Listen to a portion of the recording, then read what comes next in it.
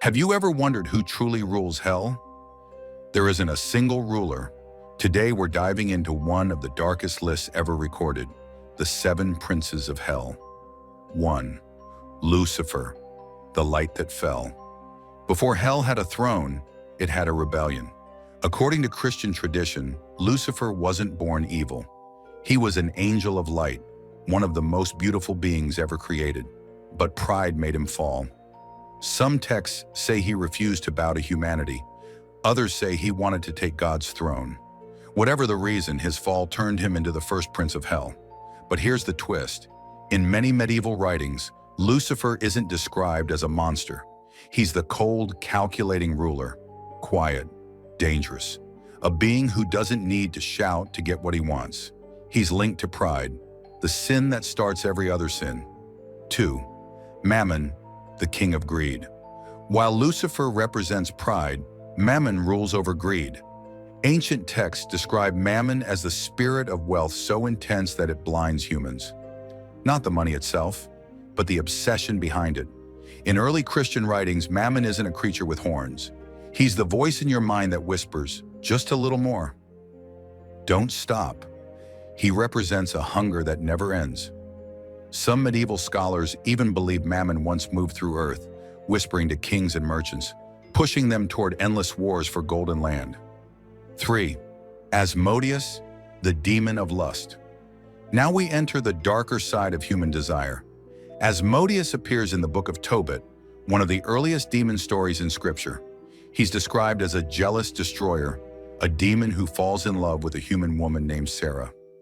Every time she marries someone, Asmodeus kills the husband on the wedding night. Sounds dramatic, but medieval writers took it seriously. Asmodeus became the prince of lust, not just sexual desire, but every obsession humans can't control. He represents impulses that grow until they destroy you. Some writings even call him the king of demons, because his influence on humans is so strong. 4. Leviathan, the prince of envy.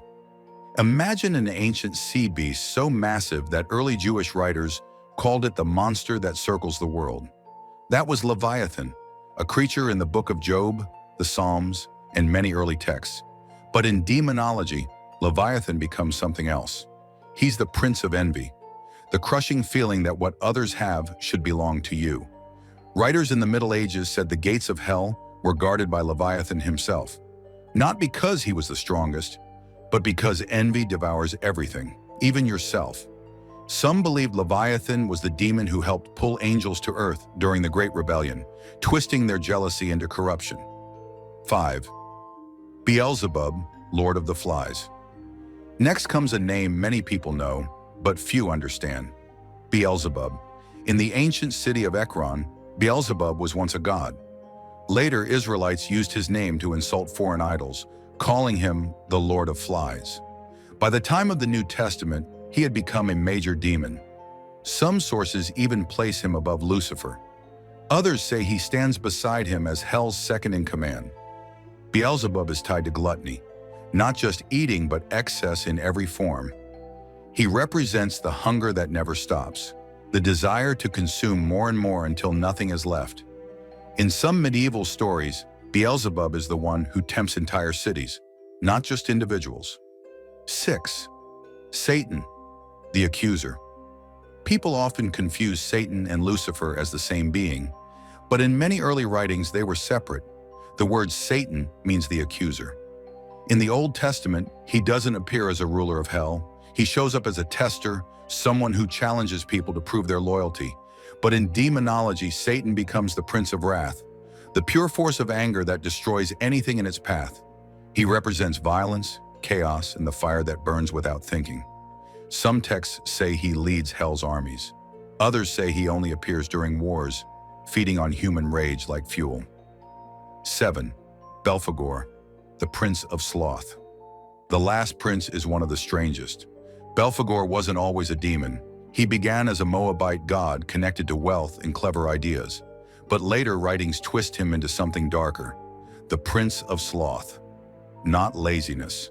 Sloth is something worse. The loss of purpose. Belphegor tempts people with shortcuts. He whispers that doing nothing is easier. that you don't need to work, try, or grow. He destroys not by attacking, but by making you stop caring. Some medieval legends say Belphegor uses inventions, comfort, and pleasure to trap humanity in inactivity.